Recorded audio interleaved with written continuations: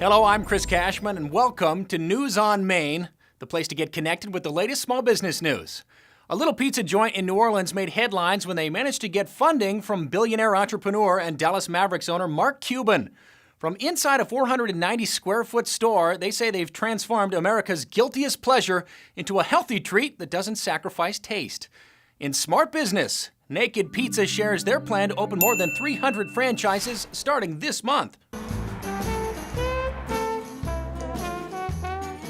One of the beautiful things about our model is it's simple and it's recession-proof and people need to eat and it's at a price point that's affordable. So we thought about all those things that can affect our business and disrupt us, and that's why our model is being purchased all over the country now. I think the greatest challenge that we find every day is finding the right area developers to basically build out our concept in their market.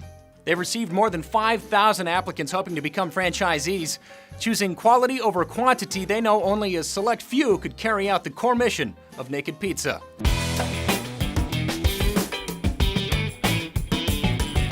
Everyone that we're probably doing business with, I think it's fair to say, has come in with a personal story of some sort of health issue, either in their own immediate family or with themselves or with someone that they care about, that's affected them in a profound way. So these people with massive resources, these are people that are all independently very wealthy, but they're all coming in with a sense of, I want to create a company that has a social benefit. I want to do something good with my money and my resources and my talent and my professional skills.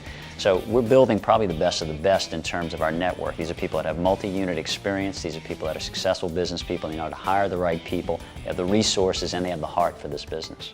In keeping things unique, Naked Pizza took down their phone number from their billboard and replaced it with their Twitter handle. Just a couple of guys determined to change the world, one pizza at a time. Speaking of unique franchises, once upon a time, the fitness chain Curves was opening a club every 3 hours. Now their locations are downsizing at an alarming rate. It has shrunk by about 1/3 recently, going from almost 8,000 locations to just over 5,000 still in operation. Franchisees and industry insiders blame inflexible hours and cheaper competition as the chief reasons for the decline.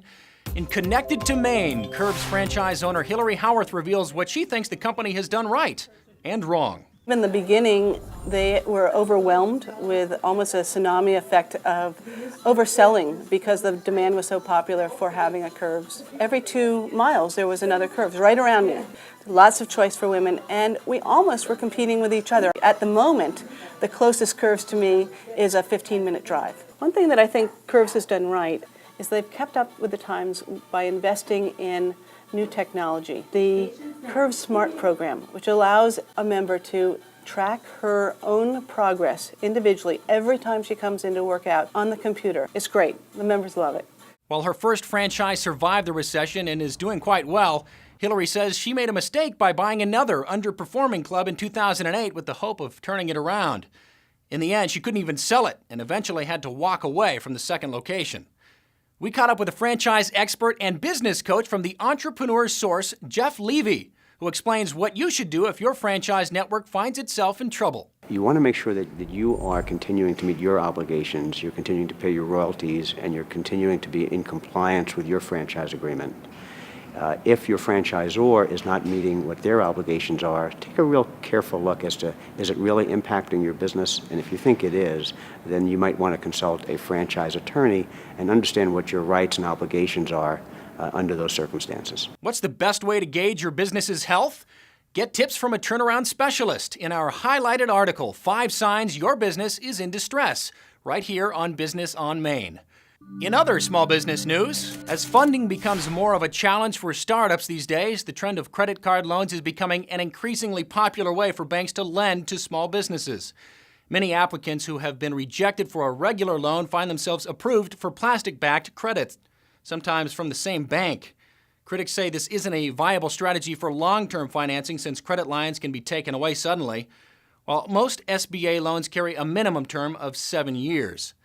And that's your News on Main, the place to get connected in small business. Thanks for watching.